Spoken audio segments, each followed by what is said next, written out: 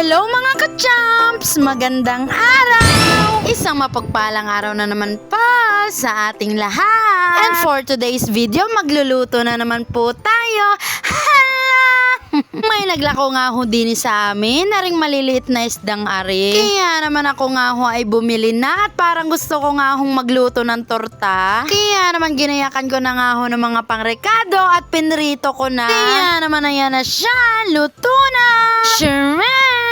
Ako nga ho ay nagluto muna para bago kami umalis, kami ay nakakain na. Kami nga ho pala ay pupunta sa bayan ng Bacot, kami nga ho ay may bibilhin. At syempre kapag kami nga ho ay naalis, hindi nga ho aring hindi kumpleto. At talaga namang laging kasama ang batang yaan.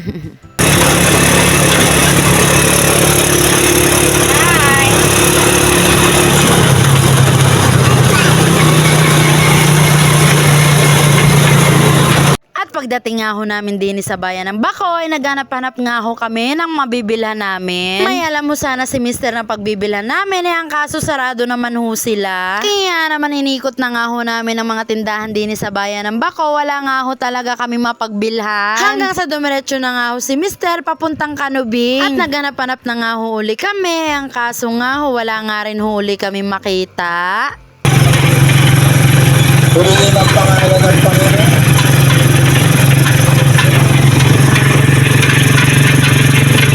Hanggang sa nag-decide na nga lang ho kami mag-asawa na dumiretso na nga lamang ho sa Calapan. Kaya naman nakita nga ho namin agad aring Ace Hardware. At agad na nga rin ho kami nag-park din sa labas. At pumasok na nga rin ho kami para maghanap ng aming bibilhin. At may nakita na nga ho agad si Mr. 1436. Electric fan nga ho ang aming bibilhin, kaya naman naganap-hanap nga ho kami. At talaga namang dinig ka nga lang ho sa bayan ng Calapan, makakahanap ng maganda-ganda. Kaya ang kaso maganda nga, mabigat naman sa bulsa. Hala! Ang mga alam dyan, baby, ha?